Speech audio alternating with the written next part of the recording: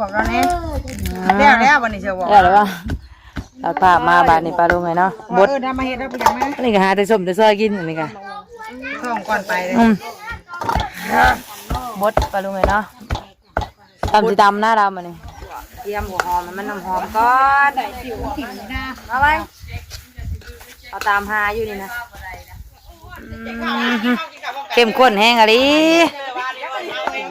ดีนะบ่าวหนังหมูอ่อนมาแล้วคิดอยากเลยว่าหนังหมูอ่อนก็ใส่เผือกเย็นนะปะมีกะทิอันนี้หมักพริกกัดอีกผู้แซ่บปลาลุงเอ้ยสิมัดของแมวจุกนะฮะนะ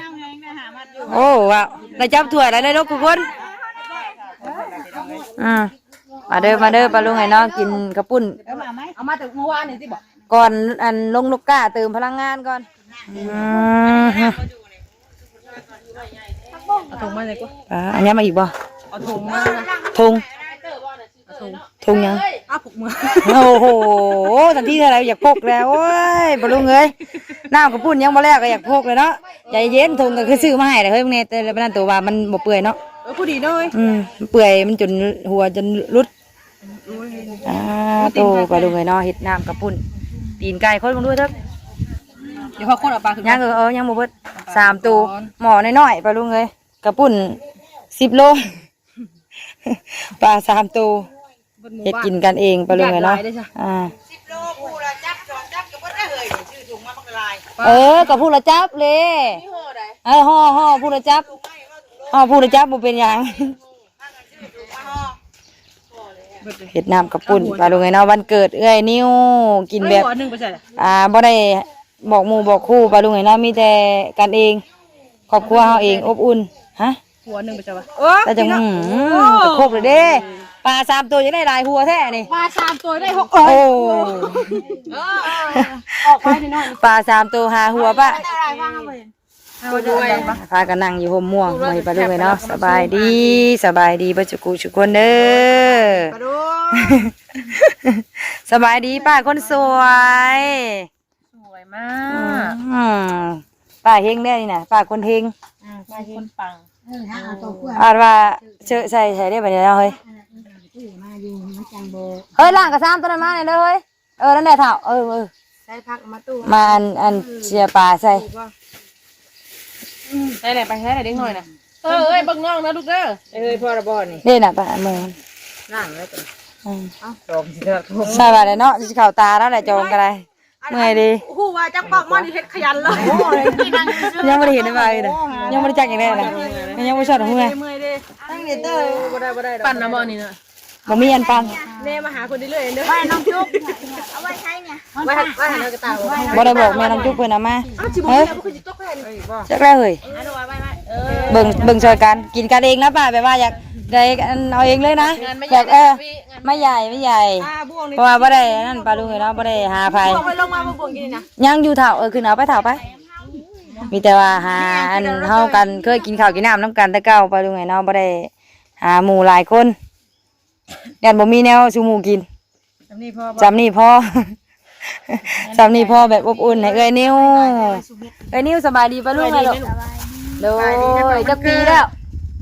10 ปีแล้วปลาลุงเนาะ10 ขวบเป็นสาวแล้วสบายดีไหมเอ้ยนิ้วจุ๊บจ้าก่อนยังงงอยู่ยังงงเลยยังงงอยู่กระตื้นตลอดพี่น้ำเด้อลูกเด้ออ่านว่าคนเฮ็ดน้ำยังบ่ทันมาอยู่ทั้งนี้จนสิแล้วแหละลูกได้ถ่ายกินแล้วนะถ่ายกินได้น่ะนะอันแม่เฮาบอกว่าจังหน่อยสิมื้อเพิ่นน่ะเที่ยงเพิ่นน่ะตอนหากระด้งได้ตอนทั่วไปหายแล้วอันบ่สบายเนาะเอาจุกบ่สบายตัวแล้วย่าเรานี่เว้ยเพราะว่าเราทายลายได้จุกจนเหลืองเว้ยเห็นบ่พูดลูกไปลูกอันเบิ่งงานว่าน้องกันยันเราตีกันเด็กๆชุมผู้ชายแห้งได้แม่ลุกมาเลยแห้งได้แม่แห้งแล้วได้ประตูอัดกระติกอัดประตูกติกาแบบว่าสู่ชีวิตแห้งมันโทษอยู่ตอนนี้อยู่ร่วมกับหน้าให้วิทย์ยาวหน้าก่อนนะเฮ็ดอะไรก็ให้วิทย์ช่วงลำหน้าก่อน ที่ดำอยู่บ่แรงแท้ เนาะแมนคั่ว กันจ้าว่าสิมาเห็นหน้านะมัน แต่ แล้ เก่าว ตอน ฝนตกไม่ไผมาแล้ว ฝนตกเลยแต่เก่านะตอนนี้กำที่ว่า ดำกับดำแต่ผู้ยืนอยู่ จ้า บ้าน ว่า เล สิ ย มาเห็นหน้าน้ มีแต่แมนไอ้อาเพิ่นนี่แหละแล้วเลยพอได้แนวพันกับปลูกกับพันเด้อเฮ้ยเด้อ ใช่ปะ แล้วเด้อเฮ้ย ำออนไลน์ดอก12 15เอานุดลงให้ซะบ่ออนไลน์ดอก เอาเขาบอกป้าข้าเพิ่นจามาอันเฮ็ดหน้าน้ำแรงแล้วนี่กว่า ก็ได้บอกว่าย่างอยู่ช่วยๆไป ยาบ่ต้องเฮ็ดบัดนี้ว่ะยาเถอะว่ะ ห้องได้จะช่วยแล้วก็มันจะมาทักเจ้าห้องไม่ขึ้น หลังจากยุก ตั้งขึ้น โอ้ เริ่ม ต้องเสียบตาเธอนี่ ช่วยแล้วก็หูดลงหันหูด ห่อน บ่นี่เสียบตากินพวกนี่ขนาดคนตาพังขัง คนตาข้างยังอยู่เนาะ ขังยังบ่อยู่โอ้โห เพราะมันจำบ่ได้แล้วมื้อนี้มันบ่ใส่หมวกกันน็อกใช่ไหม อะไรก็ได้เด้อเฮ็ดอะไรก็ได้เด้ออันกินเองเฮ็ดแซ่บๆเด้อ ได้แม่นป้าอันนั้นน่ะคือ ซื้อกะปิมาอยู่บ่เอ้ย ซื้อจ้ากะปิแขนนี่ได้ เมื่อแล้วเนาะ แม่นแล้วว่ะ บ่ กะปิแขนปีแล้วอ่ะแล้วก็มี โอ้ยพูดอะไรอย่างนั้นแหละกินไม่เป็น คนสวยกินกะปิไม่เป็นหรอก กินแต่ปลาแดกอึ่ง ตะโรอื่น เจียปลาก่อนปลาลุงไงเนาะเจียปลาอะไรกระป่นลืมบอกแม่น้องจุ๊กเพิ่นเอาอันป่นมาอันบดนะ โอ้ตำเอาก็ได้ดอก หักตามเมาว่าเพิ่นมาลืมว่า มีมันอยู่เพิ่งเริ่มกินมัน ก็บอกแล้วนี่แล้ววันนี้จะบอก แล้วว่าตัดภาพมาบาดนี้ปลาลุงไงเนาะบด ทำมาเฮ็ดแล้วไปยังมา อันนี้ก็หาแต่ส้มแต่ซอยกินอันนี้ก็ ท้องก่อนไปเลย บดปลาลุงไงเนาะตำสิตำหน้าดำอันนี้ โอ้แขนละต่อเฮ้ย เห็นแล้วเป็นหมัดละ บ่ให้ตามจะได้ไม่อยากกันนั่งไก่ งา ไม่ง่าย โอ้ยปกติไม่ง่ายได้จำไว้นะ ยังให้ไม่ง่ายแต่ตู้ยาไปนี่ แม่ละติ เพิ่นและปนุษย์เลยขณะกินน้ำเพิ่นน้ำตื่นน้ำ บดหูข่ากับกระเทียมปลาลุงไงเนาะพริกตำเอาก็บอกอย่าเฮามีเครื่องบดเนาะ เฮ้ย บดเอาค่ะ แสกแผ่น ตัวบ่มีซิดบ่มีบ่ พอบ่ปาดหรือวะ มีอยู่แต่บ่มีสิ มีแม่กัน ลมอ่ะ การบ่มักก่อน อันบ่มักมีสิ เนาะ อันบ่มักว่าปะจ้ะหลายคนหมด พอบอกพริกอย่าละเผ็ดเนาะอย่าเล็กน้อยต้มพริก และเนื้อมันจะให้ท้องมัน ย่านตำแล้วมันสิกลัวแล้วให้อ้วนน่ากลัว ให้เพื่อนกัดเอาพริกนี่ เนาะเพื่อเล็กน้อยเนาะ ด้วยกินจัง เพื่อเล็กๆเป็ดอยู่หรอกค่ะ โอ้ยทานนั่งนั่งมีแต่ กิน คน เล็ก มา แบบนี้กินเลยอย่างนี้ เพื่อแล้วทั้งรับทั้งนอนน้ำปลาลุงไปทางนี้กับตัวนอนเมื่อยลิ้น มือลิ้นได้น่ะมือถ่ากิน เมื่อยท่ากิน กินแต่เช้า มือถ่ากินแน่น่ะ จะได้เช้าจนบ่ายจะนายกับควานมันได้กินก่อนเดินทางไปรับลูกเลย เฮ็ดกินที่ชาตินี่เฮ็ดขายใช้ทัดหมูบ่เฮ้ย พอดีจะมา แล้วท่านใดได้สาว เฮ็ดไปนี่ขามื้อเฮ็ดไปนี่ขามื้อทาง พอดีจะมาเลยปะ บ่แล้วกินก่อนจังไปกว่ามันมีแฮง ก่อนนะเฮ้ยหมูใส่อันนี้ใส่ผมจะ กินก่อนแล้วมันบ่แล้ววะแล้วบ่แล้วก็แม่นแล้วนะติ มันได้เอาเต้ยพ่อท่านเต้ย พอแล้ว ขัวใช่ คั่วไปคั่วเลย มาบ้านนี้ปลาลุงเลยเนาะขั้นตอนคั่วบ้านนี้ปลาลุงเลย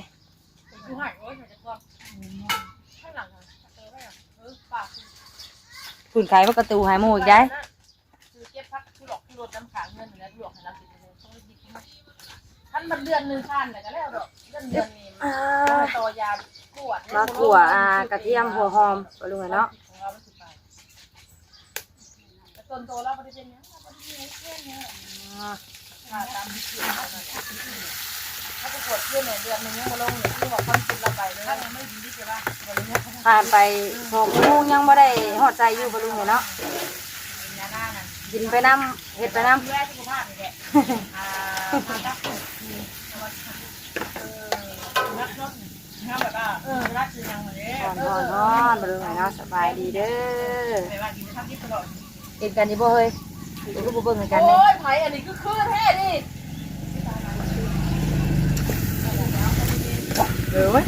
พอดีว่าเขาหล่ออยู่ลำคิดดีอยู่วะโอ้จักแผนกแต่ว่าได้หอดแผนกขัวละมาโลดอันนี้รู้งานนะเนี่ยโอ้แผนกกินยังเพิ่นว่าสิมาทันแผนกกินแน่เนาะ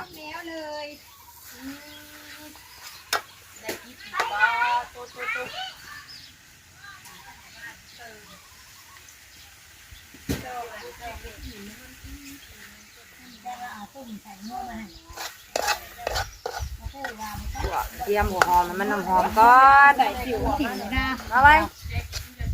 เอาตามหาอยู่นี่นะ โอ้ยมันบ่สบายอีเนี่ย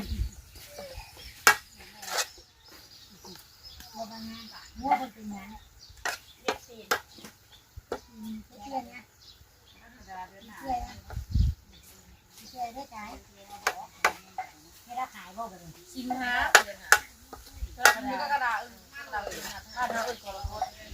เริ่มหอมแล้วก็ดูเนาะเริ่มมีกลิ่นขึ้นมาแล้วโอ้ยเริ่มหอมมาแล้วเลย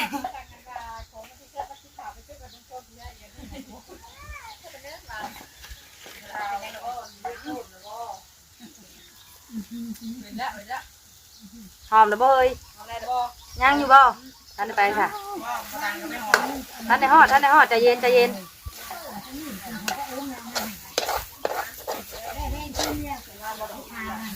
เริ่มแล้วว่าเตยเริ่มหอมแล้วจักหน่อยสะทั้งนี้หอมเลยฮะกับหอมหน่อยนึงจักหน่อยโอ้ไปจอนปลาดุกนะตัวเอาซีซันน้ำมันก่อน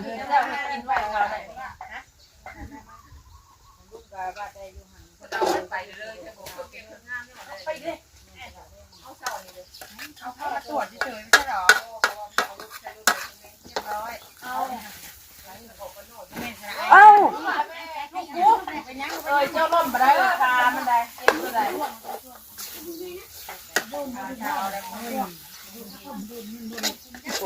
จักหน่อยอันเพิ่มเติมก่อนปลาดุกเนาะเพราะว่าปลายังท่านได้ใส่ปุ๊บอยู่มุ้งดำอยู่จักหน่อยเนาะเอามาวันนี้พี่น้องเลยใส่ปลาแดกซ้ำท้ายยังลูกตะขดอ้วเลยเอาไม่ห้อยตอดปักใหญ่ปลาแดกอ่ะเอาตัวเดียวนี่มันคุ้มค่าเลยนะนี่ปลาแดกใส่น้ำกับปุ้นโดยเฉพาะบ่อนี่มึงไปใช่มันก็ขึ้นหันได้เปล่าโอ้โหเอาลืมขอโทษเป็นหลงจุ่มเป็นยังดอกน่าจะจุ่มแล้วเสียของเลยนั่นน่ะ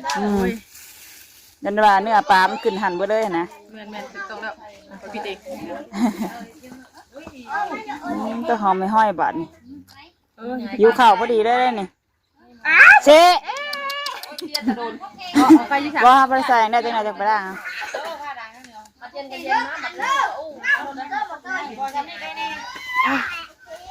ก็ถึงเนื้อคือเก่าที่เนาะไม่ได้จ้ะจักแหละจุ่มลงในนึงอะไรจุ่มตะก้นฉันไม่ได้บ่หัวหน้าเพิ่นเฮ็ดมันสิพิษจุดเพิ่นคอยกันว่าอยู่ให้เอาปลาเด็กนี่ลงก่อน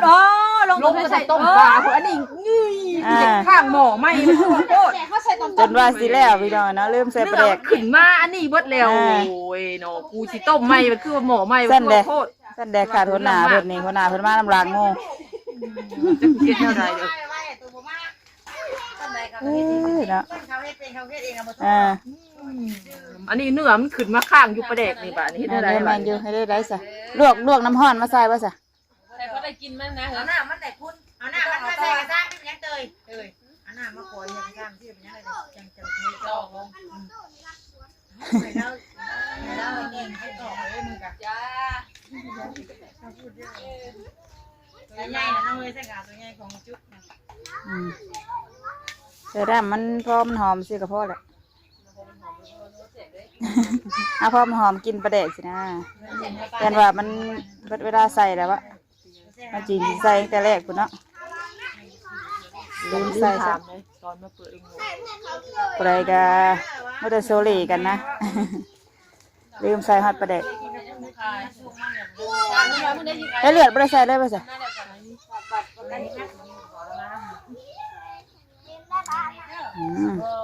เป็นไงแซ่บอะไรคือสียังขาดยังอยู่นะบางช่วงนี้เอายังมัน เดี๋ยวเป็นนัวเพิ่นเสียอย่างเดียวบ่ได้บ่ได้เนี่ยครูเฮ็ดได้ต้มสิหมองอื่นมาหมองใหม่แล้วมาถอกลง เอาตัวใหม่ซะนะเฮ้ย ต้มน้ำมาลวกปลาแดกบ่ สิมาต้มปลาแดกต่างหากเอากะปิใส่อย่างเดียว ไม่เป็นยัง สิบ่เนี่ย ตัวหน้ามันเราก็ดิ้นกันไม่จังหะ เอาตัวน้ำปลาแดกด้วยเพิ่นว่า เอามาถอก น้ำมันใส่รถ พร้อม เต้ยเอาน้ำปลาแดกมาถอดเลยเต้ย มาถอกตัวนี้บ่บ่ลง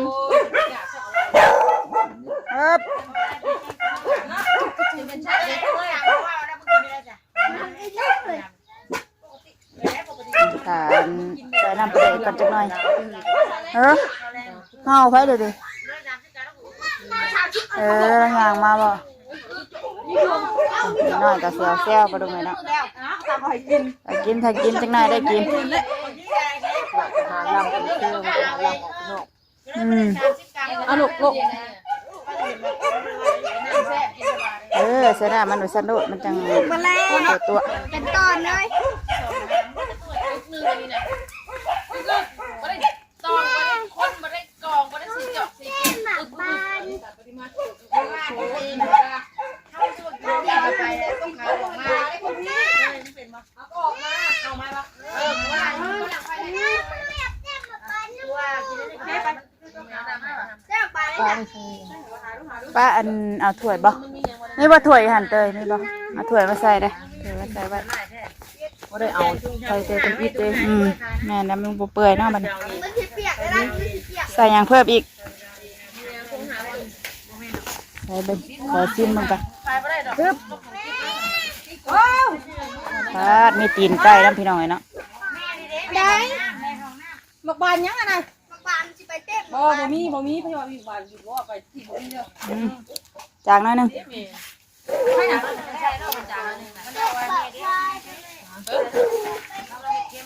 กระแดกก็คือบ่มีกินนะ อ้าวก็เว้า หลังมือเนี่ยหลังมือดิ ยินกระแดกตีลงไปสิเปื่อยบ่พุ่นน่ะโธ่อีเข้มกับบัดนี้แหละบัดนี้จางให้ได้กินนี่กะปิกระปุกนึงพี่น้องเอ้ย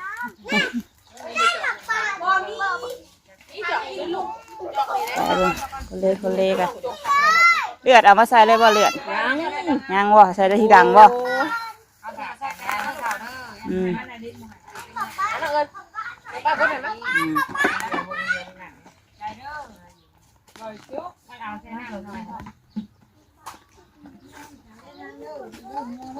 ถ่ายจักหน่อยบัดนี้พี่น้องเอ้ยให้มัน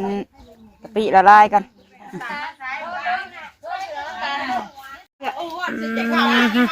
เข้มข้นแห้งอะดิ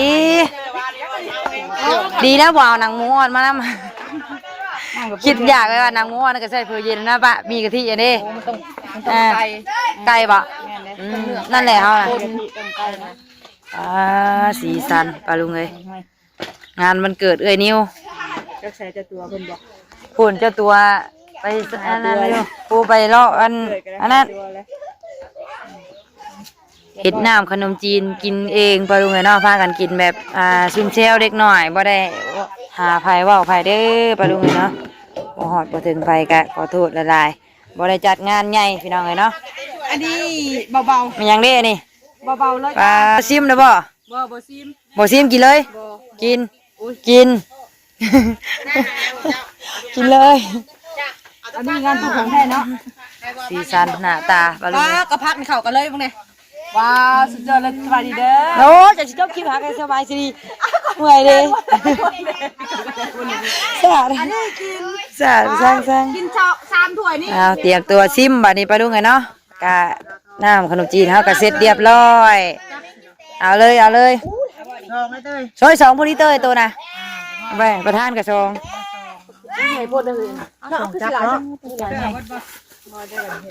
ได้กันเฮ็ดเองกันบ่เตอบ่ยอมจับเองบ่ยอมให้หมู่จับยอมอันสิจับเองเอากันมันซองเอ้ยซาป้าเอ้ย เอาขึ้นตัวนี้นะ บังแน่ เอาละเอาจะตัว นี่เงินบ่เบิดบ่ กินบ่เบิด กินบ่อิ่มแล้วก็มาเติมได้เฮ้ยกันเองได้มื้อนี้น่ะกินได้กะ ไอ้บอมนะบอม บวงกินได้ก็ลงโลก้าถ่าฝนไปกินลายก็ลกลายไปกินหน่อยก็ลกหน่อย ไปห่อเมื่อกับลูกลาย ไปห้องมือเลยเลย บ่ฮอดจะเอากินนี่หาว่าสิหาถั่วยา ห่อซาอีนายมาส่งเราโดยใส่เลยปะ บ่ใส่ถั่วยเด้อ ใส่เลยไปเลย โอ้ยบางทีมือตะเบาโซ่ สาดเนาะ ตัวน่ะ โอ้ใส่ปลาตูกลิ่นหอม ได้ตี สันปลาลุงเอ้ยซีมเบิ่งแซ่บอยู่บ่เพราะว่ามื้อนี้บ่ได้เฮ็ดเผ็ดปานใดปลาลุงเอ้ยเนาะเพราะว่ามีเด็กๆนำแซ่บบ่โอ้โหเซฟนี้บ่ต้องห่วงเซฟนี่น่ะผ่านไปเลย ผ่านไปก็ผ่านมาบ่ ก็แซ่บอยู่ได้เฮ้ย อ่ะเตะถ่ายรอบนี้จ้อยเมา อ๋อเมาเกินตีนเฮ้ยมึงแน่หมอนี่นะเฮ้ย เรือแบ่งมาให้ไผนะ บ่อยเรือไปเลยหมอนี่นะป้า ตีนไก่กับเลือดนะ ป้าเดี๋ยวมึงแน่ บ้าคือห้ามเลยเลย อ๋อแม่จีอา เอาเองดิถ้าไปคนไปชื่อตีนไก่กับเลือดตกบ่บ่ได้ สมมาละให้เอาตีนไก่ดินี่เอาแม่น้ำจุกเพิ่นน้อยเดียวจับหนึ่งโอเคหามัดตัวนี้หามัดแม่มาเตยนี่30 ถ้วยจะนั่ง30ก็ มา แล้ว 30มัดประธานซะอันเช้าประธานน่ะ 30นะ เจ้ามัดแซ่บบ่ กินดิบยังดิบมาหาพ่อเพิ่น หมักพริกกัดอีกผู้แซ่บปลาลุงเอ้ยของเฮาบ่พอใส่ลายเด้อมีตุ้ยเพิ่นย่านลงโลกาแล้วว่าเอ้ยน่ะเอาปลาลุงไอ้เนาะพากันกินกระปุ่นก่อนสำหรับอยู่พี่ นี่เบิ่งให้ได้หน่อยนะ อ๋อสิมัดของแมวจุกนะฮะนะโอ้ว้าวได้จับถ้วยแล้วได้ลูกทุกคนมาเด้อปลาลุงไอ้น้องกินกระปุ่น เอามาจากเมื่อวานนี่สิบ่ ก่อนอันลงลูกก้าเติมพลังงานก่อนค่ะพนอุ้ยจุกเอ้ยไปสาปลาลุงไงเนาะกินกระปุ่นกันเด้อตักกระปุ่นให้ทั้งอันตุ้ยเป็นก่อนสาบันนี้เนาะพอกันคลิปหน้าปลาลุงไงเนาะคลิปนี้สบายดี